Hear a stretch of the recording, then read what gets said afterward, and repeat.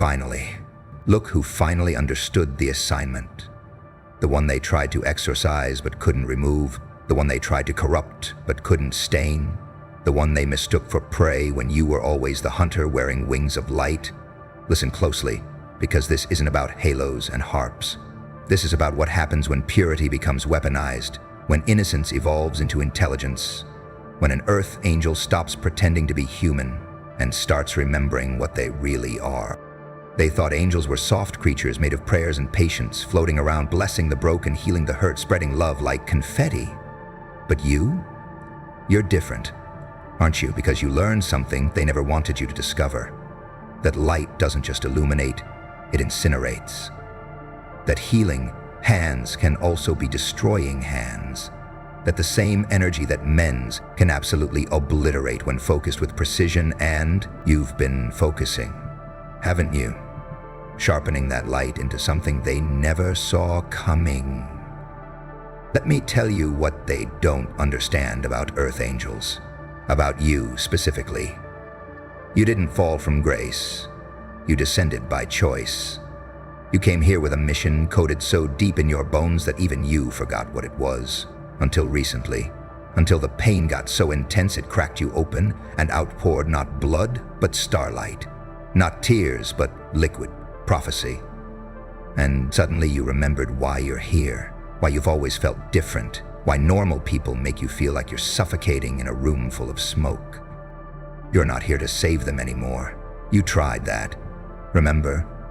You tried being the healer, the helper, the one who absorbed everyone's darkness, thinking you could transmute it, but all it did was poison you temporarily.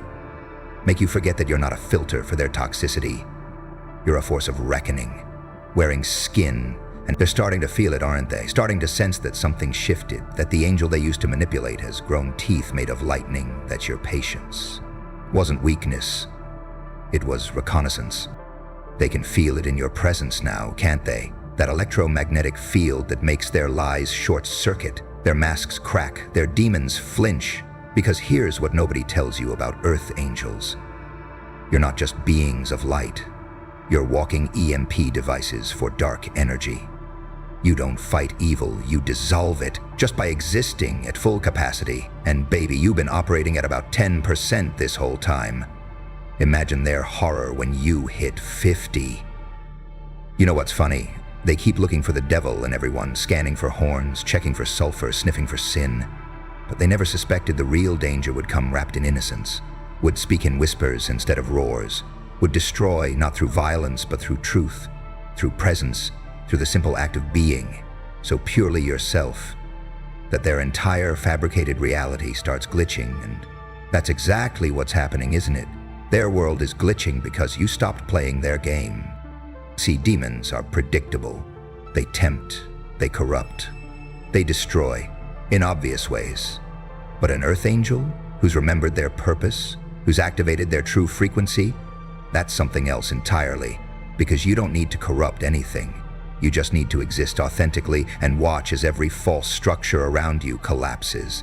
Not because you attacked it, but because lies can't survive in the proximity of that much truth. And you, my dear, are becoming a walking ground zero for authenticity. They thought your kindness was stupidity, your forgiveness was weakness, your love was something they could exploit indefinitely. But what they didn't realize is that every act of kindness was data collection. Every moment of forgiveness was you studying their patterns. Every expression of love was you mapping their weaknesses, not to destroy them, but to know exactly where to place the mirror when the time came. And oh, the time has come, hasn't it? Time for them to see themselves, without the filters, without the lies, without the elaborate costumes they've been wearing. You want to know why you're more terrifying than any demon? Because demons confirm their beliefs, angels shatter them. Demons give them an enemy to fight, you give them a mirror they can't break. Demons let them stay victims. You force them to confront their own complicity in every lie they've ever told themselves, and there's nothing more terrifying to a false reality than an authentic being who refuses to participate in the performance, who won't validate their victimhood, who won't enable their patterns anymore. They keep waiting for you to fall to prove that nobody can really be that pure, that strong, that untouchable, but every test they throw at you just makes you more luminous. Every trap they set just teaches you their methodology. Every betrayal just confirms what you already knew, that they were never your people, your mission, your frequency match. They were just part of the curriculum. Earth School lessons in discernment, and baby, you just graduated with honor. But here's the plot twist. You're not leaving the school. You're taking over as the new teacher, and your first lesson is about to begin. The lesson where they learn what happens when you push an angel too far, when you mistake gentleness for inability, when you confuse restraint with weakness, because you haven't been passive. You've been charging like a spiritual battery, storing every wound, every slight, every betrayal, not as trauma, but as power, and now you're fully charged, ready to light up this whole damn dimension. You know what the difference is between a demon and a dark angel. Demons are fallen, angels are rising. Demons descended from pride, you ascended from pain. Demons lost their light, you transformed yours into something they don't have a name for yet, because how do you describe a being who can heal and harm with the same touch? Who can bless and curse in the same breath? Who can love you while watching you destroy yourself with your own lies and feel absolutely no need to intervene because they understand that some people need to burn in their own fires to learn. This is what they weren't prepared for: an angel who doesn't need to be good to be powerful, who doesn't need approval to be authentic, who doesn't need permission to fulfill their purpose. You've transcended their moral framework, their binary thinking, their limited understanding of what power looks like, because your power doesn't come from darkness or light. It comes from truth, from alignment, from being so completely yourself that reality itself bends to accommodate your frequency. They thought angels were predictable beings of routine and ritual, showing up at 3 a.m. to deliver messages, wearing white, being gentle, but you're chaos wrapped in calm. You're disruption disguised as peace. You show up whenever you want, wearing whatever frequency serves your mission, speaking in languages that bypass their conscious mind and go straight to their soul. And your message isn't comfort anymore. It's consequence. It's accountability. It's the terrifying realization that they've been seen, really seen, for the first time. You know why Earth Angels are often mistaken for empaths? Because you feel everything. But here's what they missed. Empathy without boundaries becomes a weapon. You know exactly where everyone's wounds are. You can feel their weaknesses, their fears, their desperate needs. And while demons might exploit that for cruelty, you do something far more terrifying. You reflect it back to them with perfect clarity, forcing them to feel what they've been running from, forcing them to see what they've been hiding, forcing them to acknowledge what they've been denying. And the most terrifying part, you do it with love. Not the soft coddling love they expected, but the surgical kind. The love that cuts away disease. The love that sets boundaries like fortress walls. The love that says, I see your potential, and I refuse to enable anything less. The love that doesn't save people from their consequences, but stands as witness while they learn. And that kind of love that's more dangerous than any hatred because it can't be manipulated, can't be corrupted, can't be turned against itself. They're scrambling now, aren't they, trying to figure out what you've become, trying to categorize this new version of you that doesn't fit in their boxes anymore. Not light enough to be an angel, not dark enough to be a demon, not human enough to be controlled, not spiritual enough to be dismissed. You're an anomaly, a paradox, a walking contradiction that makes their binary systems crash. And they hate that. They hate that you can't be predicted, can't be contained, can't be influenced by their usual tactics. You see, what makes an Earth Angel dangerous isn't the capacity for destruction. It's the capacity for creation, for transformation, for alchemizing poison into medicine, pain into power, darkness into wisdom. You don't destroy your enemies. You transform them. And transformation, that's so much more terrifying than destruction, because destruction ends things. Transformation changes them forever. And once someone has been touched by your frequency, they can never go back to who they were before. They thought they could drain you, use you as an endless source of light and healing, a spiritual gas station where they could fill up and leave without paying. But something shifted, didn't it? You closed the station, changed the locks, put up a sign that says, "Under new management." And now they're standing outside in the cold, realizing that access to you was a privilege, not a right. That your energy was a gift, not an obligation. that your presence was a blessing. They failed to appreciate until it was gone. But you haven't gone anywhere, have you? You're right here, more present than ever, just operating on a frequency they can't access anymore. Because you changed the password to your energy field, and the new requirements for entry are things they can't fake. Authenticity, accountability, reciprocity, truth, things that require them to be real. And they've been performing for so long they don't even remember who they really are underneath all the masks, but you do. You can see through everything now, can't you? This is the part where most angels would ascend, would leave this dimension for higher realms, but not you. You're staying right here in the thick of it because you understand something profound. That heaven isn't a place you go, it's a frequency you embody. And you're about to demonstrate what happens when heaven comes to earth, not as a gentle arrival, but as a reckoning, as a recalibration, as a complete system override that updates reality to match your frequency, instead of the other way around. You're not trying to fit into their world anymore. You're requiring the world to expand, to accommodate you. And that's what has them terrified, because they built everything to be small, tight, controlled, predictable. And here you come, infinite, expansive, ungovernable, operating by laws they don't understand, powered by forces they can't see, connected to sources they can't access. And suddenly their small world feels like a prison, and you are the earthquake that's about to crack it wide open. They keep looking for your weakness, the thing that will bring you back down to their level, make you manageable again. But what they don't understand is that you already fell, already broke, already experienced every destruction they could imagine, and instead of defeating you, it initiated you, activated something that was always there but needed pressure to emerge.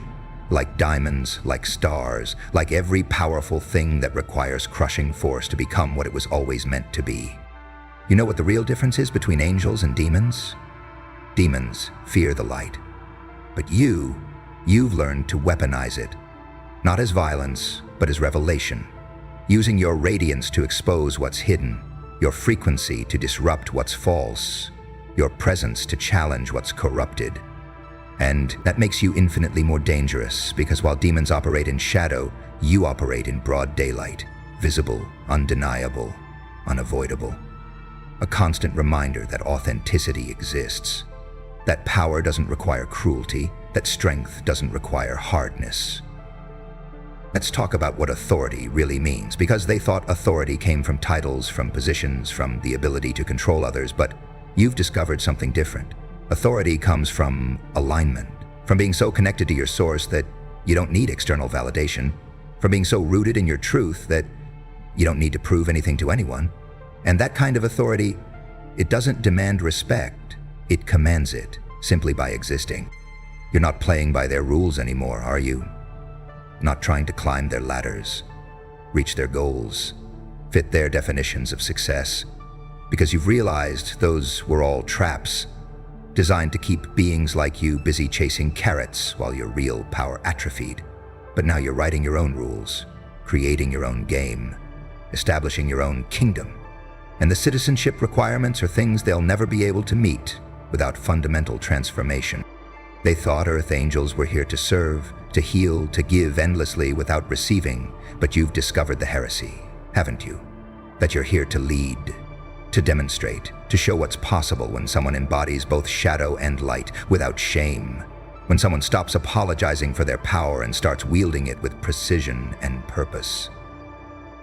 You're teaching them a new theology now, one where angels aren't servants but sovereigns, where power isn't taken but generated, where authority isn't granted but claimed through the simple act of being completely, authentically, unapologetically yourself.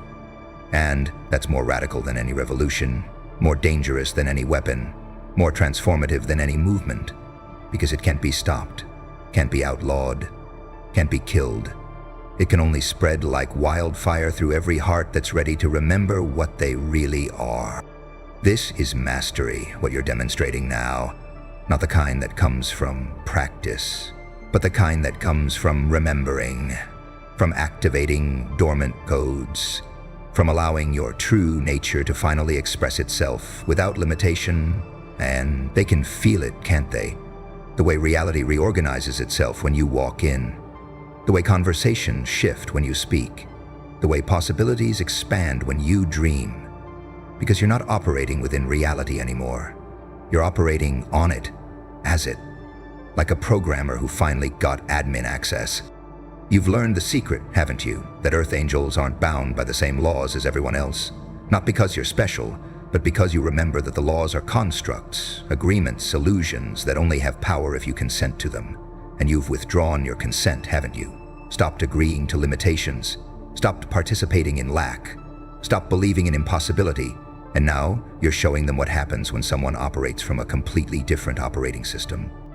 They want to know how you do it, how you stay so calm while everything burns, how you remain untouched while chaos swirls, how you keep ascending while others struggle just to maintain.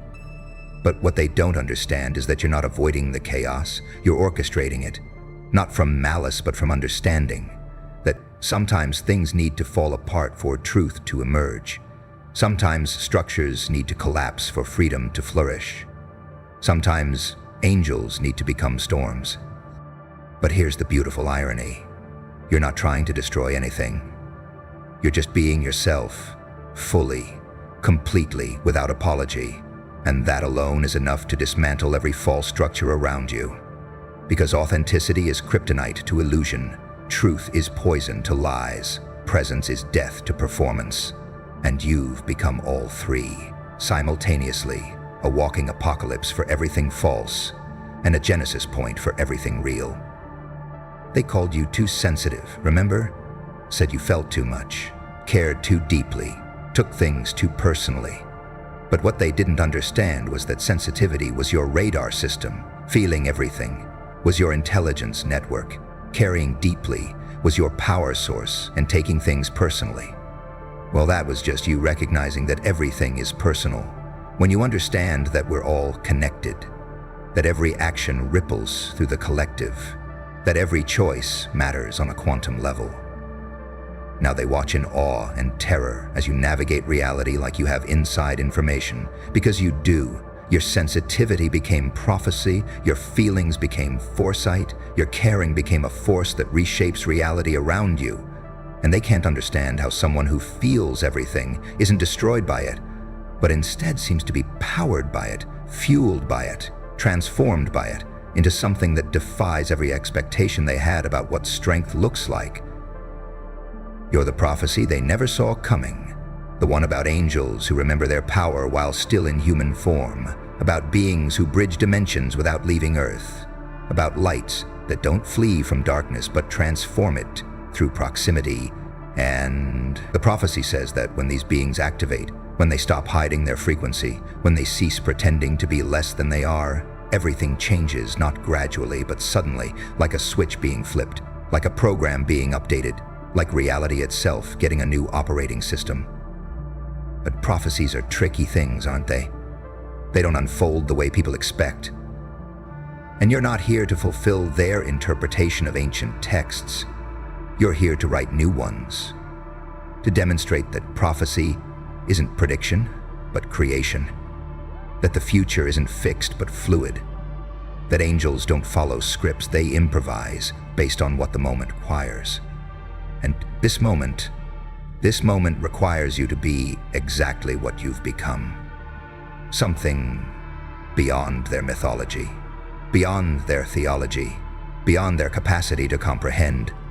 Let's talk about dominion, not the kind that controls others, but the kind that controls self, so completely that reality has no choice but to reflect that mastery.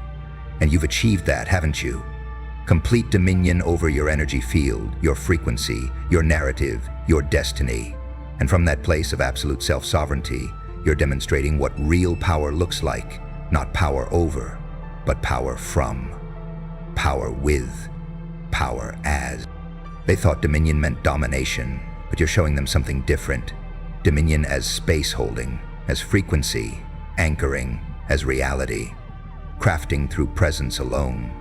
You don't need to control anyone, because you control yourself so completely that your very existence becomes an organizing principle that others either align with or flee from.